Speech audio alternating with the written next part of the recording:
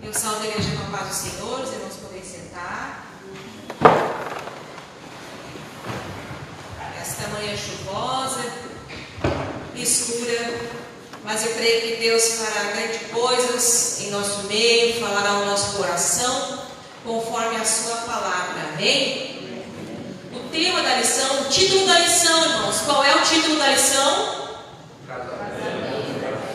O casamento é para sempre. Então, o tema que nós vamos abordar aqui é sobre o casamento. E é muito importante entender que o comentarista da lição, e a lição número 5, ela não está desvinculada do Sermão do Monte. Ela não está desvinculada de todas as demais lições da revista. E qual é a temática da revista desse trimestre? O trimestre anterior, a temática da revista era sobre a palavra do Senhor, sobre a inerrância das Escrituras. E nós estudamos um trimestre inteiro sobre a importância da palavra de Deus, sobre as verdades que estão contidas na palavra do Senhor, porque ela é a verdade. E nesse trimestre, o comentarista, pastor Osiel Gomes, está trazendo aqui os valores do reino de Deus. E nós, irmãos, como igreja do Senhor, precisamos atentar para quais são os valores do reino de Deus. O que o Senhor tem para nós? Irmãos, nós como conhecedores da palavra, nós como amamos o nosso Senhor, entendemos que a igreja tem que ser, na lição que eu dei aula, eu falei sobre o sal da terra, sobre a luz do mundo. A igreja tem que ser sal, a igreja tem que ser luz. E a igreja não pode se misturar com o mundo. A igreja não pode ter mistura. Lembre das experiências que nós fizemos, quando tem mistura não salga. Mas tem que salgar da maneira correta. Tem que brilhar as nossas obras perante o Senhor e aqueles que estão vendo, vejam a glória de Deus na nossa vida. E para isso nós precisamos atentar para os valores do reino de Deus. E há valores da palavra do Senhor que são postos para nós, para a nossa proteção, para o nosso entendimento e para a nossa vida. Então, nesta manhã, nós iremos falar acerca do casamento. E eu quero dizer que esta lição, ela não vai falar tudo o que é necessário para quando nós falamos a respeito de casamento. Não temos como, eu não pretendo nesta manhã, nesta hora que eu estou aqui, falar todos os aspectos importantes a respeito do casamento. Mas eu pretendo pontuar de acordo com aquilo que o comentarista está nos trazendo nesta manhã acerca do casamento e aquilo que é prejudicial e aquilo que está como valor contido na palavra do Senhor. Os irmãos sabem que há pouco tempo eu lancei um livro da minha autoria, um livro que é resultado de um trabalho de praticamente 20 anos de pesquisas e vivências, que levou 4 meses para ser escrito. Então, se eu levei 4 meses escrevendo e trazendo essas informações, eu aconselho aos irmãos, quem quiser e puder adquirir ou até emprestado, leia as informações que estão aqui. Aqui eu trago vários aspectos a respeito do casamento, trago a questão histórica, trago a questão espiritual a respeito do casamento, os papéis de marido e mulher. Então, é uma ferramenta que os irmãos têm, existem informações, existem cursos.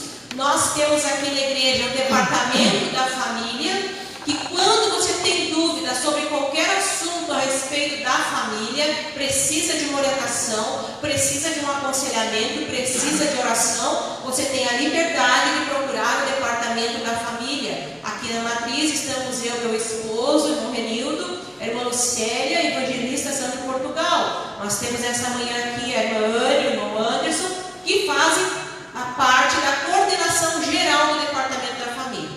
Então digo isso, irmãos, porque se surgir alguma questão, alguma dúvida e você dizer, mãe, como é que acontece a minha situação, o meu caso? Bom, você pode e tem a liberdade de chegar em qualquer um de nós que trabalhamos no departamento da família, que nós temos o maior amor, o maior carinho para te acolher para te tratar, para tratar a palavra do Senhor sobre a tua vida e te orientar naquilo que você precisa.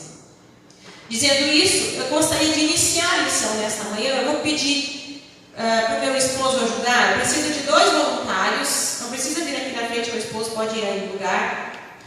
E cada voluntário que pode levantar a mão, quem quando era criança gostava de brincar de massinha de modelar? Ali já tem uma voluntária, mais um voluntário que gosta, que criança, hoje nós vamos ser criança, vamos brincar um pouco. Faz parte do casamento a leveza, né, irmãos? A graça, o prazer, a alegria. Então, vamos brincar um pouco? Vocês vão fazer, quem está com a massinha vazinha, vai fazer uma menina. Fazer um bonequinho de menina. E quem está com azul vai fazer um bonequinho de menino. Eita, traz essas coisas para nós. Vamos fazer uma aula divertida, participativa. Certo? E o casamento é felicidade, alegria. Vão ter sempre um momento de alegria, não, mas faz parte a gente construir isso na vida deles. Amém? Muito bem. Enquanto vocês estão aí fazendo os bonequinhos, nós vamos iniciar então a lição de hoje nos slides. Então, o casamento é para sempre. A palavra do Senhor nos diz assim: não são mais 2, mas uma só carne, portanto, o que Deus ajuntou, não separe o homem. Nós vamos para o próximo slide. Qual é o padrão de Deus para o casamento? Está aí no slide aí em cima, o padrão de Deus. Na matemática do homem, na matemática do mundo, 1 mais 1 é quanto? 2.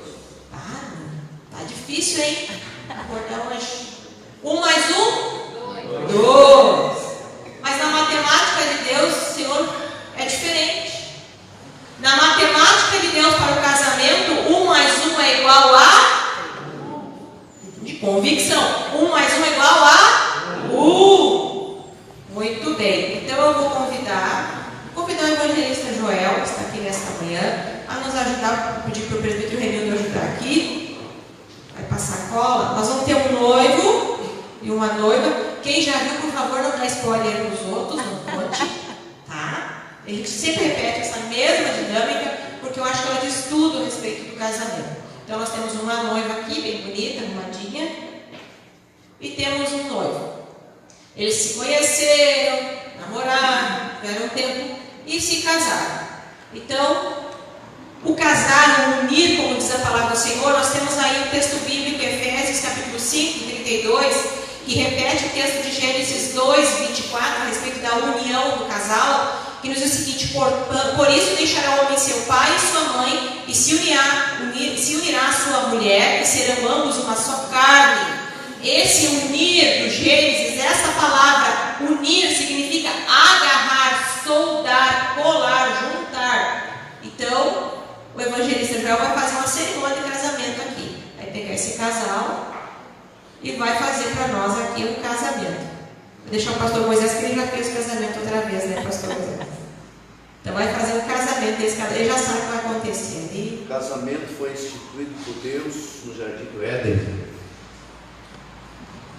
Deus instituiu a família, a primeira família, Adão e Eva, e disse para o Adão e Eva: portanto deixará o homem, seu pai e a sua mãe, e unir-se-á a sua mulher, e serão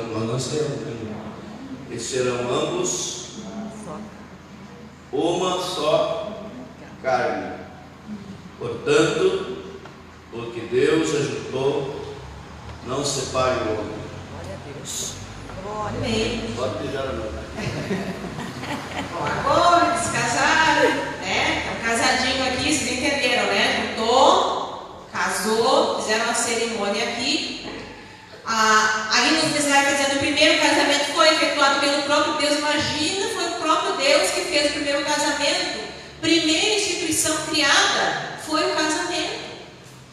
Primeiro ministério do homem é a sua família, que começa com o seu casamento. Primeiro milagre de Jesus aconteceu onde?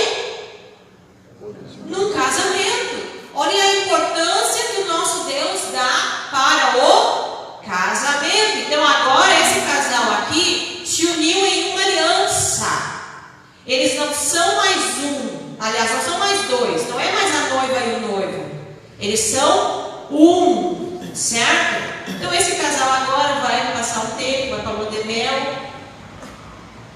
de mel é um tempo bom, mas depois passa a lua de mel, 2, 3 anos, a coisa vai ficando complicada. Quem tem experiência de vida aí sabe. Vão surgindo as dificuldades. Eu falo no meu livro acerca de cada um sai com a sua mala cheia da sua casa e vai para o casamento, e agora eles têm um problema. Eles têm que colocar tudo dentro de uma mala só. E aí, o que faz? Como é que faz para colocar 2 malas dentro de uma? Tem coisa que quando a gente sai de casa, quando a gente se une num casamento, a gente tem que começar a deixar do lado de fora da mala, deixar para trás. E começar a construir uma identidade comum dentro do casamento. Isso é muito importante que o casal precisa aprender. Então esse casal ele vai ter que caminhar a ponto de ser realmente essa uma só carne. Essa uma só carne, ela não acontece, ela é um processo, ela não é só dentro da relação sexual dentro do casamento. Ela é muito mais do que isso. É ponto que um fica ligado, agarrado no outro. É assim, não é? Quem tem mais tempo ou experiência de casamento, esses dias, só para contar um exemplo, nós estávamos na casa dos meus pais, e nós tínhamos conversado, eu e meu esposo, e eu só estava numa ponta da cozinha, ele estava na outra, e eu só olhei para ele, e ele disse assim: vamos para casa. E aí eu tinha uma familiar que estava olhando assim, cruzes, nem disse nada, só se olhou. Então, isso faz parte do casamento. A gente chega num ponto de ligação. Vocês muitas vezes não é assim que você chega, você está em casa, né? A esposa está em casa, ou está no trabalho, está pensando, que legal, porque ser tal coisa, que vontade de comer tal coisa, chega lá em casa, chega a esposa, de repente traz aquilo que você estava pensando. Então isso faz parte, é uma união. É algo que um vai fazendo parte do outro. E isso é bênção, isso é plano de Deus, isso é projeto de Deus para nossas vidas. Agora nós vamos para o texto. O que diz o texto da lição? O texto bíblico da lição, ali em Mateus capítulo 5. Nós vamos ler alguns versículos. Eu quero falar um pouquinho de questão histórica, muito rápida acerca do casamento, porque nós não temos muito tempo a discorrer. Então, em Mateus diz ali, ouviste o que foi dito aos antigos, não cometerás adultério. Quem tem sua Bíblia, quem tem a revista e quiser marcar essa parte ali, no versículo 28, porém eu vos digo que qualquer que atentar numa mulher para cobiçar, já em seu coração cometeu adultério com ela.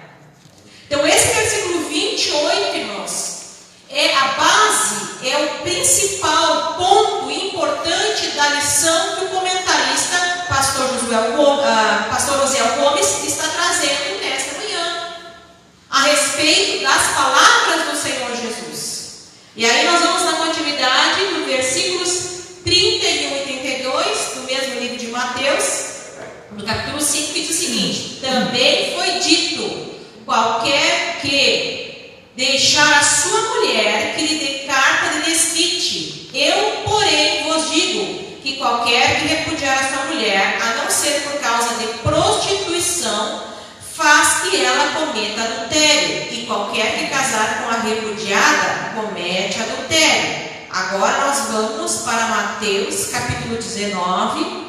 Irmãos, eu vou passar, não vou chamar para leitura, porque nós temos bastantes textos para ler, senão nós não vamos conseguir vencer a lição.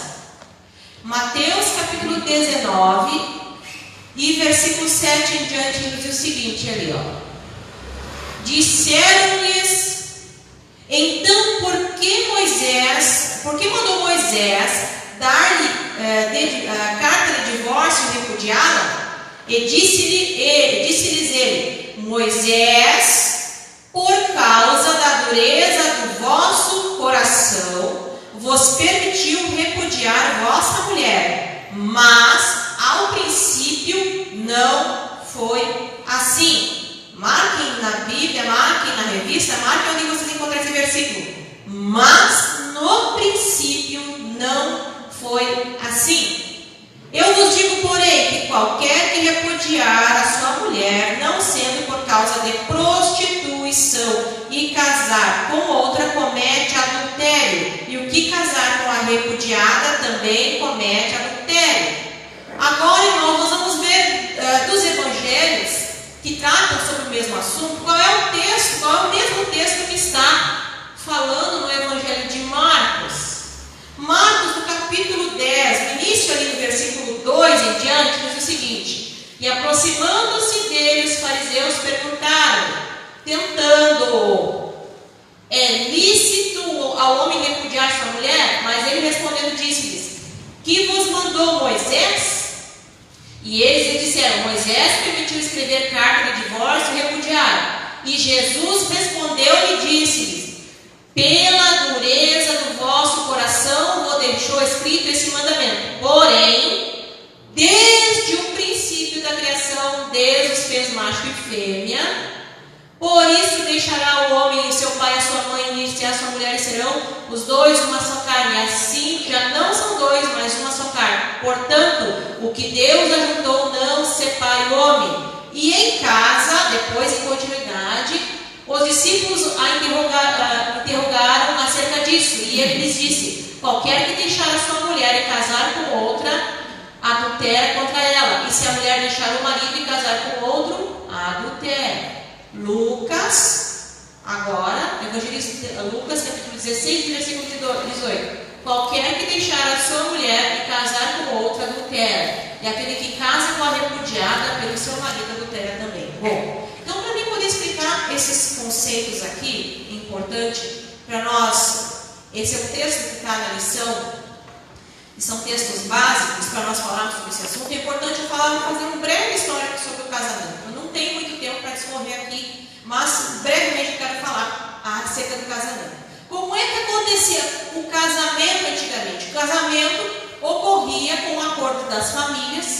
Se procurava lá ainda na adolescência, se procurava uma noiva ou um noivo, as famílias faziam esse contato, esse acerto, ficava provavelmente acordado. Para que esse acordo acontecesse, a família do noivo ia até a casa da família do noivo, da noiva, falava com a família e lhe dava também ali um penhor, um dote pelo casamento da filha.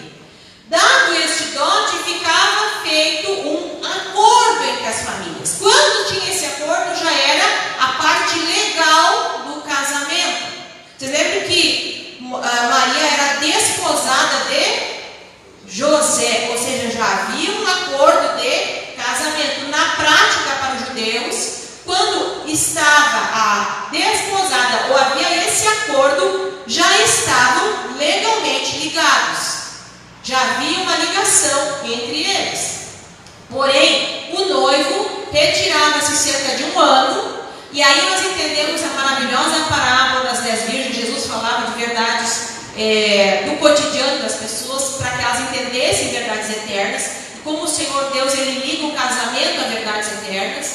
Então nós vemos a parábola dos 10 virgens, aquele noivo que volta. Nós vemos Jesus falando para os seus discípulos que irá para o Pai e tornará outra vez. Vou preparar-vos lugar. Por quê? Porque o noivo ia, esse ano ele preparava o lugar, ele construía a casa. E quando chegava o tempo, quem dizia para o noivo que estava de acordo a casa era o pai do noivo.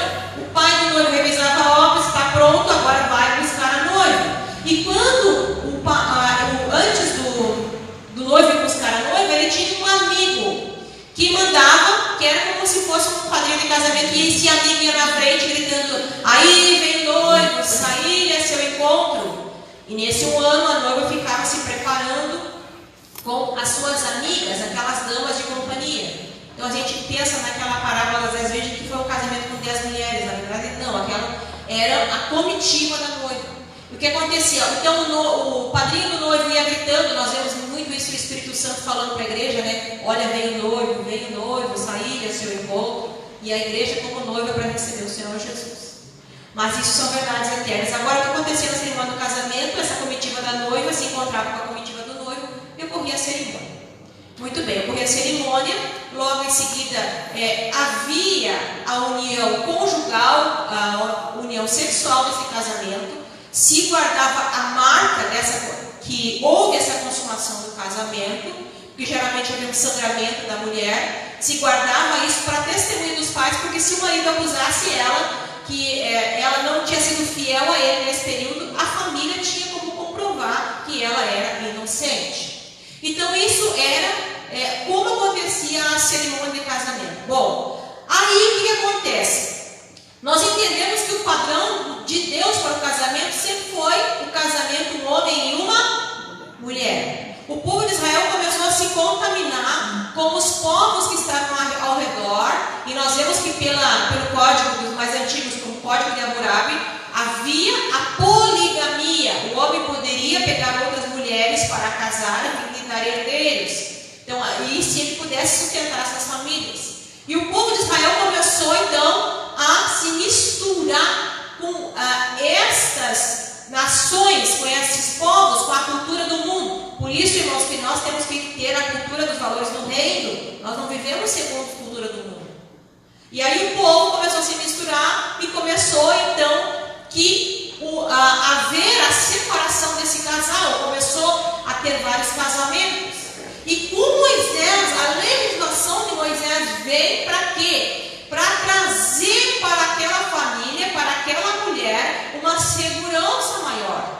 Porque senão era uma bagunça. Então ele veio trazer uma parte de organização, de lei, de ordem. Porque antigamente o homem poderia deixar a mulher por qualquer motivo. Eu não gostei, queimou o arroz, não gostei do jeito que está caminhando, não gostei como tu respondeu. Então o que aconteceu? Com a regulação de Moisés, o que Moisés faz? O que nós vemos na orientação de Moisés a respeito do casamento e do divórcio? Então nós vemos aqui que quando este marido achasse algo indecente nela, está lá no livro de Deuteronômios, se achasse algo indecente, ele poderia dar uma carta e repudiar a sua mulher, despedir a sua mulher e ela retornar para a sua casa. E inclusive depois que ele fizesse isso, ele não podia retornar com ela. E isso era na verdade, era uma prática para assegurar o direito dessa mulher. Por quê? Porque era muito caro o processo de divórcio. Porque nesse processo, na verdade, divórcio é uma palavra nossa, esse repúdio, que quer dizer separar, afastar, era caro porque ele tinha que devolver o dote que ele recebeu quando eles casaram. Então, por que acontecia? Então, na prática, isso não acontecia muitas vezes no povo de Israel. Nós vemos que no tempo de Jesus, essa prática já não estava sendo cumprida de modo, não estava sendo observada. Por quê? Porque segundo a lei, se acontecesse um adultério, se fosse pego em adultério, os dois deveriam morrer. Não é assim? Agora, quando aquela mulher foi pega em flagrante de adultério, quem é que foi colocado perante Jesus? Foi os dois ou foi só a mulher? Foi só a mulher. Então nós vemos que já no período de Jesus, já não estava sendo observada a lei. Então o que estava acontecendo? Essa questão do repúdio para a mulher era uma maneira de barrar essa questão de eu não quero mais ela. Por quê? Porque se eu precisasse repudiar minha mulher, eu precisava devolver o dote que foi pago lá no início do casamento. E isso era um processo que era longo. Eu tenho a escritura aqui, William Coleman, que ele diz que na prática eram poucos divórcios que aconteciam, embora a gente fale que isso acontecia no texto bíblico, eram poucos que aconteciam. Por quê? Porque era caro. Tinha que devolver o dote que era dado para aquela família, para aquela mulher retornar para sua casa. Então era uma forma de proteger essa mulher para que isso não acontecesse. Então o que estava acontecendo no período de Jesus? Os judeus, ao invés de fazer esta forma de devolver o dote para a mulher, só diziam eu não quero mais ela e deixavam ela à mercê. Por quê? Aí acontecia a questão, se ela ficasse fora, se ela ficasse afastada e não retornar para sua casa, se ela tivesse um relacionamento, ela era o quê? Adúltera. O que acontecia com os adúlteros? Apedrejado. E aí o homem podia o quê? Casar de novo. Por quê? Porque ele está viúvo. Na prática, muitos fazem isso. Por quê? Porque eles não queriam fazer essa maneira, dessa devolução dessa mulher. E assim estava acontecendo. Só que, quando nós entendemos essa conversa dos fariseus com Jesus, nós temos que entender o contexto da história. Quando Jesus fala a respeito do casamento, e logo em seguida os discípulos também perguntam para Jesus, parece que os discípulos e os fariseus estão mais preocupados em saber sobre o fim do casamento do que, de fato, como é a instituição que Deus está criando. Jesus não está preocupado em falar a respeito do final do casamento. Jesus está preocupado em dizer para os discípulos, não a lei de Moisés. Jesus está preocupado em dizer que no princípio nunca foi assim. Nunca foi plano de Deus. Nunca foi projeto de Deus para a família se destruísse. Mas por quê? Pela dureza do coração do homem. Então, Moisés permitiu dar a carta de divórcio para que essa mulher não ficasse à mercê. Então, foi em função dessa situação. Agora, nós estamos vendo os fariseus interrogando. Vocês têm que lembrar que um pouco antes, João Batista criticou Herodes. Por quê? João Batista tinha perdido a cabeça. Porque ele questionou Herodes. Então muitos estavam querendo tentar Jesus que fizesse a mesma coisa, questionar o rei que tinha casado com a irmã do seu irmão, aliás, com a esposa do seu irmão. Então, para mostrar para vocês que no tempo de Jesus a lei não estava sendo cumprida. Só que Jesus não está colocando, ele não está preocupando com a lei, porque nesse tempo nós temos duas escolas rabínicas. Que a escola de Hillel era uma escola mais, como é que eu vou dizer, não era uma escola que cobrava muito, não era uma escola mais rígida, que dizia que por qualquer motivo o marido podia repudiar a sua mulher, da carta de divórcio. E a escola de Shammai que dizia que não, somente se houver um adultério, poderia dar a carta de divórcio. Só que Jesus vai mais longe. Jesus não vai falar dentro dessa questão aí quanto ao adultério. Quanto ao divórcio. Jesus vai falar outras questões que estão dentro do coração do homem. Porque os homens estão preocupados com o não adulterarás e cadê o mandamento de não cobiçar a mulher do próximo. Jesus estava falando a respeito de pecados. Tem a diferença, você acusa o pecado que você vê, mas e o pecado que você não vê? Continua sendo pecado. Então Jesus, ele condena claramente o adultério. E é o que o nosso comentarista está falando nesta manhã. O adultério, acima de tudo, trata-se de uma falha de caráter. A infidelidade conjugal é algo tão perverso que quando isso acontece, destrói a confiança dos cônjuges e dos filhos. Então isso é extremamente prejudicial para o casamento. O adultério é um pecado contra o próprio corpo. A palavra do Senhor nos diz aqui no livro de Efésios, capítulo 5, versículos 28 e 29. Assim também o marido deve amar a sua esposa como ama o próprio corpo. Quem ama a sua esposa ama a si mesmo, porque ninguém jamais odiou o próprio corpo. Ao contrário, o alimenta e cuida dele, como também Cristo faz com a igreja. Então, meu irmão, minha irmã, qualquer pecado contra o teu cônjuge, adultério, não só o praticado, imoralidade, fantasia sexual contra a pessoa, é pecado da mesma maneira. Está ferindo quem? O corpo da companheira, o corpo dela? Não, o teu próprio corpo, porque é um só. Um só. Ninguém faz isso em sã consciência, de se machucar a si mesmo. Mas muitas vezes não se tem a consciência que com o adultério ele fere a família, ele fere a si mesmo. E eu rogo, perdoe-me, que acima de tudo, ao meu Senhor e meu Salvador, meu Redentor, alguém sabe quem é ali? Passou rapidinho. Esse é Jimmy aquele a quem eu sirvo, a quem eu amo e adoro. Eu me curvo aos seus pés. Ele que me salvou e me lavou e me purificou. Eu pequei contra ti, meu Senhor. E eu peço que o teu precioso sangue. E ele veio publicamente perante as câmeras, milhares e milhares de pessoas viram essa confissão pública de Jimmy Swaggart. Pediu perdão à família, à esposa, à igreja. A Bíblia diz que quem cobre as suas transgressões nunca prosperará, mas quem confessa e deixa alcança misericórdia. Ele fez essa confissão pública, ele ficou fora do pastorado durante mais de 2 anos, ficou sendo tratado por Deus, tratado pela igreja. E o que aconteceu com esse homem? O que aconteceu com a família dele? Deus restaurou essa família, Deus restaurou o pastor Jimmy Swaggart, e ele escreveu aquela obra-prima que a Bíblia do expositor explicada versículo a versículo. Nós temos patrocinado aí pela igreja e muitos irmãos têm casa da Assembleia de Deus. Deus perdoa? Perdoa. Ele está casado com a mesma mulher até hoje. E o ministério dele foi muito, muito grande até hoje. Uma vez perguntaram para Billy Graham quem era o maior pregador dos Estados Unidos. E ele respondeu o seguinte: pergunte para Jimmy Swaggart.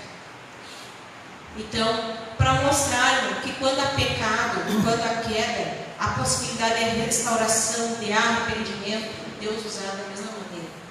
A palavra do Senhor nos diz que Deus odeia o divórcio. O divórcio, ele cresceu.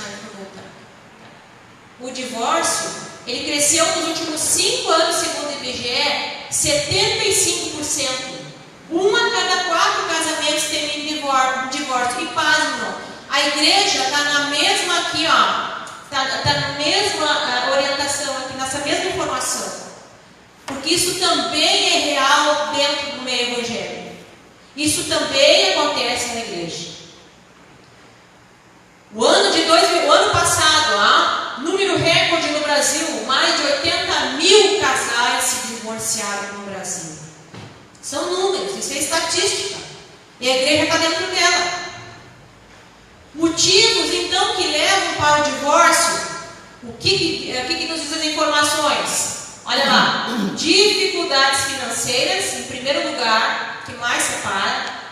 Conflitos com a família de origem, com os familiares terceiros do relacionamento. Vida sexual. Nós temos saúde debilitada, decepções, falta de diálogo. E olhem lá, bem pequeno, menor dos índices da estatística, a infidelidade conjugal. A maior parte dos divórcios que acontece não é por infidelidade conjugal. Então aqui, para nós, não vale nem a cláusula de Moisés, nem a orientação da sociedade, porque a estatística está nos mostrando que é pela dureza do coração do homem. E o que Jesus vai nos falar? Existe para nós, irmãos, reino do Senhor, os valores. O que é valores do reino de Deus?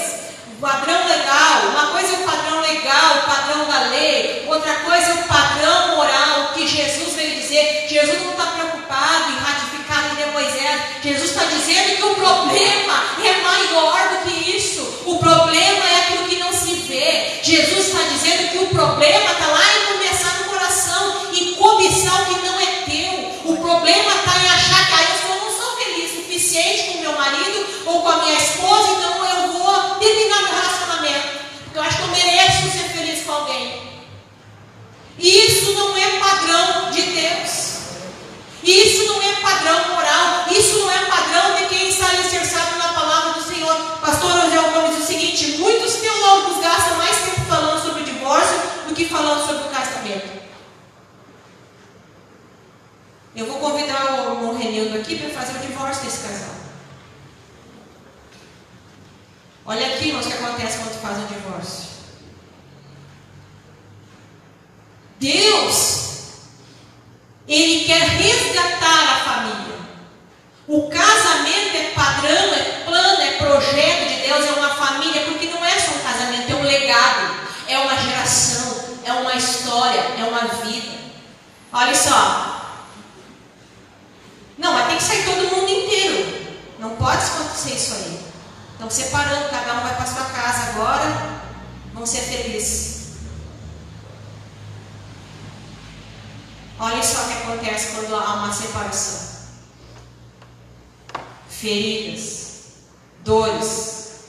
Deus, tem misericórdia. Isso é o que acontece. Isso não é plano de Deus. Isso não é projeto de Deus para a vida do homem. Deus tem compromisso conosco, Deus tem compromisso com gerações. Mas, irmã, e agora, irmã? Eu vim para Jesus, eu tenho uma história, eu não sabia, aconteceu isso comigo, eu estou sofrendo, eu vivi dessa maneira. Eu quero te dizer que Jesus é aquele que sara feridas. Glória a Deus. Você tem que estar restaurado primeiro em Deus. Você tem que estar inteiro no Senhor. O Senhor Jesus, Ele restaura, pode restaurar relacionamento, pode restaurar família. Irmão, mas agora já tem um novo relacionamento. Deus trabalha na tua casa, na tua família. Ele cuida de você. Mesmo assim o Senhor te aceita. E Ele te ama. E Ele quer que você seja um referencial daqui para frente, viver em santidade, daqui para frente viver do modo certo, conforme a palavra do Senhor nos diz. Eu vou pedir para os bonequinhos, fizeram os bonequinhos para nós, traga aqui na frente para nós fazer o casamento aqui. O que é um casamento?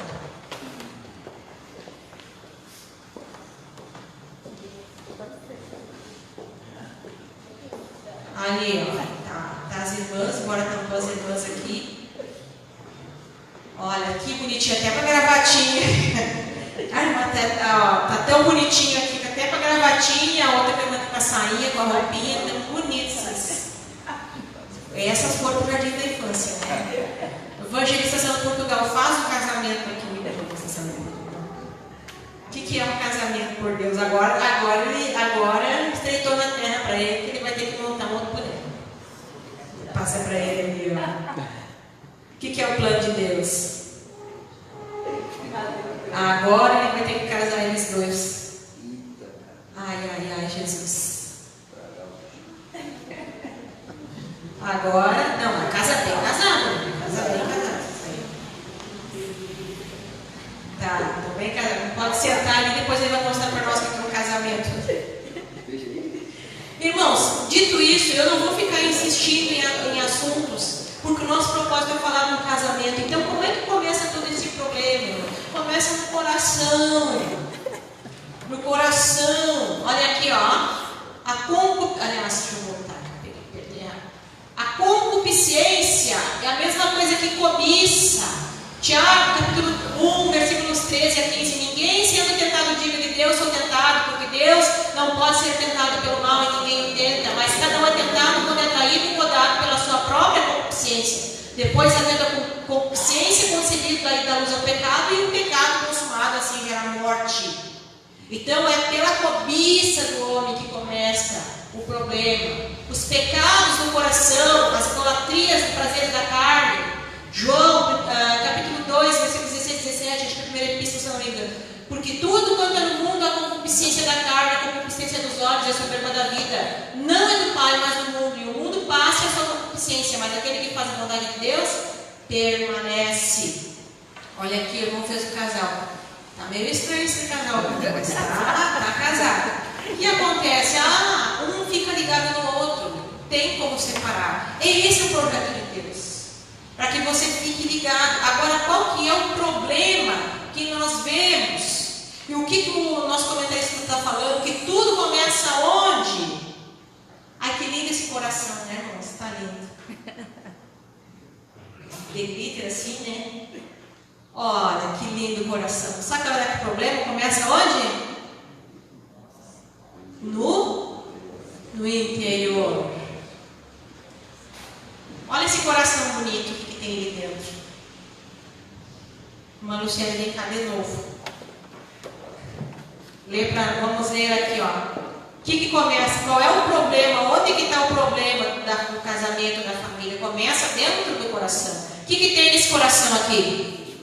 Pornografia, divisão, cobiça, orgia, ira, rixas, inveja, facção, fornicação, discórdia, ciúmes, adultério, prostituição, bebedeira, idolatria, inimizades, imoralidade, libertinagem, feitiçaria e impureza sexual. Então, aí começa tudo, irmãos. Jesus está dizendo o seguinte: qual é a diferença? Pecado praticado é vício. pecado que está dentro do coração. Olha, irmãos, a gente diz assim, mas a graça pode tudo.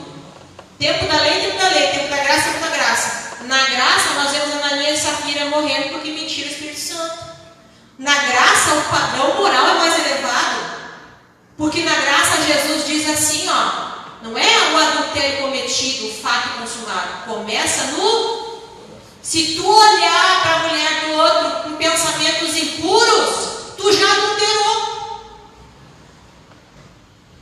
E aí eu vou lá e jogo pedra no outro que fez.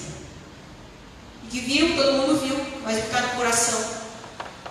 Tudo começa no coração do homem.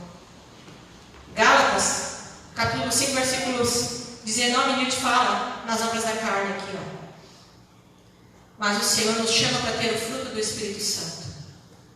E não só o fruto do Espírito Santo, mas aquilo que está no coração.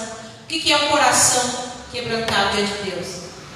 Amor, alegria, fidelidade, paz, perdão, paciência, amizade, bondade, mansidão, benignidade, longanimidade, respeito, companheirismo, atenção, união e domínio próprio.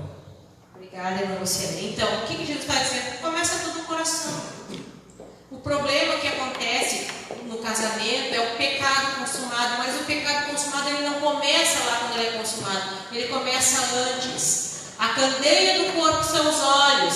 Os pecados da mente vão abrir caminho para o pecado no corpo. Nós vamos ver ali, exemplo de Eva, viu que a fruta era desejável, viu, olhou, desejou, era bom.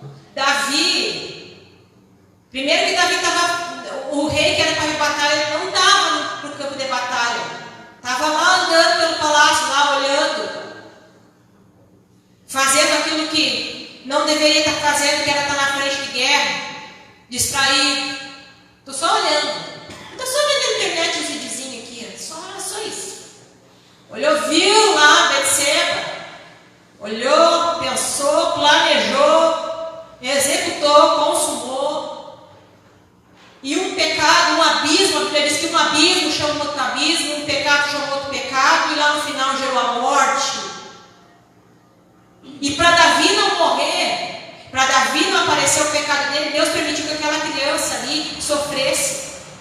Só que Deus perdoou Davi, perdoou, mas nunca mais a espada se apartou da casa dele. Por isso que o nosso padrão de valor moral tem que ser mais alto que o nosso padrão referencial ao céu.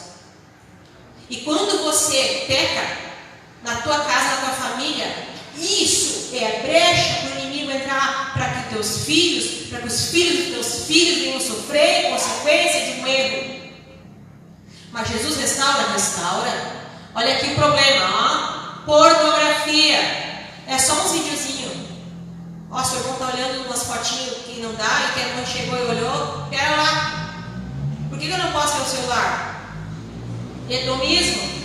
Ou seja, o prazer, a busca desenfreada do prazer, imoralidade sexual, aí entra tudo que é promiscuidade, adultério, tudo isso não começa aqui, Eu olhei, vi que era bom, vi que era desejável e entrou no coração até ser praticado.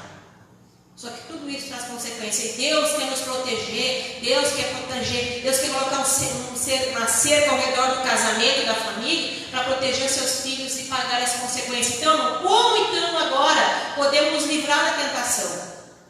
Um exemplo de José. José venceu por causa do seu caráter, ele tinha firmeza de caráter, porque ele reconheceu que ele tinha deveres com Deus, ele reconheceu a sua fidelidade a Deus. Como que ele venceu? Ele primeiro venceu na mente. Ele recusou qualquer possibilidade de ceder. Ele venceu aqui, ele não deixou entrar para o coração. Ele manifestou a sua recusa verbalmente e disse: não quero. Ele rejeitou a mulher de Potifar. E mesmo assim, ela existindo aí, como é que ele evidenciou essa recusa? Ele fugiu. Ficou a capa para trás, mas ele fugiu. Ele permaneceu fiel. E orar sempre. Irmãos, a Bíblia nos diz que nós temos inimigos. Um dos diabo nós temos que resistir, o mundo nós vencemos. Mas a nossa carne aqui, o que a Bíblia manda fazer? A carne, vou resistir a carne. Fugir. Da carne a gente não enfrenta, a carne a gente foge. Então, se olhar, se pensar, isso está trazendo problema para ti, repreende em nome de Jesus, coloca a tua mente naquilo que agrada a Deus, começa a pensar em coisas agradáveis ao Senhor. Então, a fidelidade é uma aliança marcada no coração. Quem tem caráter moldado é o princípio da sua palavra. Princípio da palavra do Senhor, quando você afirmar a palavra do Senhor, não importa o manjar do mundo, não importa, pode vir do prato que vier, se você tem princípio da palavra do Senhor, você vai entender que você tem um caráter e representante do céu. Preserva. Temos 3 elementos. Nós temos Deus, que é o que vai sustentar esse casamento. Nós temos o marido e nós temos a esposa. Cada um sozinho não consegue, mas quando ele está entrelaçado junto com o Senhor, ele vence qualquer batalha, ele vence qualquer dificuldade. Então, é ser um cordão de 3 dobras. O que mais, irmã? Vencer as raposinhas do dia a dia. O que é a raposinha? A palavra do Senhor nos fala sobre as raposinhas, que não são as grandes raposas que estragam a vinha, são as pequenas. É aquelas coisinhas do dia a dia. É o que um não gosta do outro, é uma palavra que tu fala, é uma toalha molhada em cima da cama, é um sapato atirado na sala, são as raposinhas. Deixe as raposinhas antes que elas destruam a vinha. Papéis específicos de cada cônjuge. A Bíblia nos fala que tem papel para o homem e tem papel para a mulher. Cada um tem seu papel e os 2 se completam. Comunicação adequada. A comunicação é o azeite, é o bálsamo do relacionamento. Que mais? Amizade, compreensão, companheirismo, perdão, honra. Nós poderíamos falar várias coisas. O que mais, irmão, para esse casamento durar para sempre? Tempo de qualidade. Não adianta nós passar a vida inteira na igreja e deixar a nossa casa. Olha aqui, tempo de qualidade. Vale a pena investir no casamento, o investimento mais lucrativo da vida. Amar e corresponder ao amor do cônjuge. Tira um tempo com a tua esposa, tira um tempo com o teu marido, tira um tempo de relacionamento. Vão conversar, vão tomar um refri, vão passear, não sei, pensa, planeja. Mas tira um tempo de qualidade. Quanto tempo faz que vocês não fazem um momento do casal, só o casal? Eu sei que é difícil, eu tenho 3 filhos em casa. É difícil, não é? Mas é importantíssimo o casal ter um momento de vida 2. E o que o nosso comentarista está falando que nós não podemos deixar, irmão? Vida sexual. Ai, não, essa coisa é do outro lado, essa é coisa do capeta, vai falar isso na igreja, é o sangue de Jesus. Não, uma coisa de Deus. Dentro do casamento é bênção. Dentro do casamento é glória. Olha lá, uma união sexual dentro do casamento mata a sede. O que fala a palavra do Senhor? Provérbios 5:19. Bebe a água da tua própria cisterna. Casamento mata a sede. Aqui, união sexual mata a sede. Essa água que é manancial derramada. Olha que coisa gloriosa, que poética linda que o Senhor veio nos falar. O que mais que a união sexual faz? Mata a fome. Não adianta, irmãos, quando Jesus fala a respeito da cobiça, do ser tentado, às vezes a gente joga a culpa e joga a pedra no outro que errou. Mas e o quanto que o outro cônjuge lá contribuiu com o erro? O quanto que o outro deixou de dar atenção em casa? O quanto que o outro negligenciou a vida sexual? Não, é só consagração, é jejum e oração. Paulo diz, é por um tempo de jejum e oração, agora vai lá e junta com o teu marido, com a tua esposa, para que o diabo não nos tente. Olhem lá, a alma farta pisa o favo de mel, mas a faminta tem uma amarga doce. No meu livro eu ponho um texto bem interessante a respeito de um homem que está no deserto, e como se é um camelo, e ele está, de repente, está morrendo de sede. De repente ele enche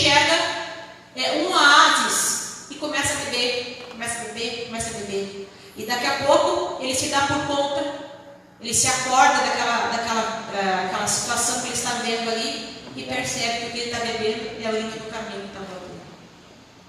É isso aí. A alma, o que acontece quando a pessoa tem fome na parte sexual, vai para a promiscuidade, vai para a sujeira, vai para a imundície. Vai lá beber a urina do camelo, deixando a fonte que está dentro de casa, dentro da cisterna lá, dos mananciais de água. União sexual é de Deus. Aqui, ó, Coríntios diz aqui a palavra do Senhor: o marido pague a mulher a sua benevolência, a mulher pague o marido não tem poder sobre o seu próprio corpo sem a mulher, e assim vice-versa. Paulo está dizendo, para evitar qualquer situação, para evitar que Satanás os tente por causa da vossa incontinência. É a satisfação dada por Deus. Eclesiastes diz: goza a vida com a mulher que amas todos os dias da tua vida, os quais Deus te deu debaixo do céu, que é a sua vontade, porque essa é a porção da sua vida pelo trabalho que fez. Se, irmãos, olha, eu duvido um casal que esteja com problema no relacionamento, lê junto o livro de Cantares em voz alta e não apaixonado de novo. Porque a palavra do Senhor assim, é lindo, o texto é maravilhoso, o texto é glorioso. O Senhor quer que o casamento seja abençoado, e seja abençoado em todos os aspectos. E esse casamento é para sempre, perdurar para sempre, tudo faz parte do dia a dia, faz parte da compreensão, faz parte a nutrição, nutrir sexualmente dentro do casamento. Sim, é importante, para que o inimigo não tente, para que não se sente tentado a olhar para o lado. Agora, tem que ter a firmeza que está na palavra do Senhor. E esse casamento, irmãos, é uma construção diária, é um cordão de 3 dobras, e como nós já falamos aqui, que é melhor serem 2 do que 1. Nós precisamos ser esse cordão de 3 dobras. Nós precisamos ser esse cordão que se mantém. A questão da vida 2 é muito importante. Nós poderíamos passar a manhã inteira falando, isso é tema para seminário de casais. Se às vezes a gente não entende a necessidade que nós precisamos parar e falar sobre relacionamentos. Eu e meu esposo, nós vamos fazer esse ano 20 anos de casado. Mas quando nós éramos jovens, nós começamos a estudar sobre o assunto. Não tinha informação na igreja. Hoje já é diferente. Hoje você tem informação. Hoje você tem informação de tudo que é área. Agora o que nós precisamos entender, irmãos, é formar uma geração de filhos sarados. Se até aqui a tua geração não deu certo, deu problema, caiu aqui, levantou ali, aconteceu isso, aconteceu aquilo, então é hora de mudar essa história. Nós precisamos mudar essa história para a nossa vida, para a nossa família, e ficar parando de dar desculpa. Ficar parando de olhar para o mundo. Neste livro aqui do pastor Osiel Gomes, que é o livro de apoio da revista desse mês, tem um parágrafo bem interessante que diz o seguinte: estamos vivendo hoje uma sociedade que tolera tudo. E o mais triste é que tudo isso está penetrando no meio do povo de Deus, e em especial as academias, que se procura justificar essas questões de modo delicado. Todavia, não atentamos realmente para o que é pecado. E nunca iremos entender de fato que a salvação, um viver em santidade. Jesus foi incisivo quanto ao adultério, porque sabia bem que a monogamia sempre foi o projeto de Deus. Por isso intensificou mais essa questão. Nós, irmãos, somos chamados a fazer a diferença nesse mundo. Nós somos chamados para ter os valores do reino. Nós somos chamados para crer no que diz a palavra do Senhor. E se eu creio que a palavra do Senhor é verdade, se eu creio nas Escrituras, eu creio da primeira folha da Bíblia, de Gênesis capítulo 1 até o último capítulo do Apocalipse, eu sei que essa palavra se cumpre e que ela é a autoridade do Senhor sobre a nossa casa, sobre a nossa vida. Então se apropria da palavra do Senhor. Tenha uma vida abençoada na tua casa, seja um cordão de 3 dobras. Traz o Senhor para o teu relacionamento, traz o Senhor para dentro do teu lar. Ora, não ora. Deus pode reconstruir um casamento? Pode restaurar um lar? Pode restaurar aquilo que está destruído. Nós temos aqui o irmão Anderson e a irmã Anne de testemunho, que trabalham há muito tempo com casais. Nós conhecemos casais que estavam destruídos. Problemas de adultério, pornografia. E a pornografia, ela é viciante, ela tem o mesmo sentido no cérebro que o uso da cocaína. Então, quanto mais se olha, mais quer olhar. E aí não tem mais prazer olhando aquela pornografia, por exemplo, heterossexual.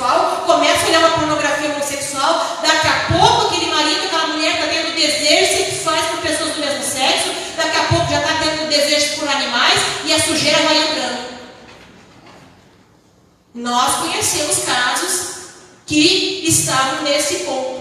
E Jesus entrou, restaurou a família. Hoje são bênção de Deus. O Senhor construiu aquele lar, reconstruiu, porque tudo é possível ao nosso Deus. Deus pode restaurar um lar destruído? Pode. Deus pode reconstruir? Pode. Agora, irmã, a minha história já passou, então agora vai profetizar sobre a tua casa, sobre a tua família, sobre os teus filhos, para que essa casa seja abençoada.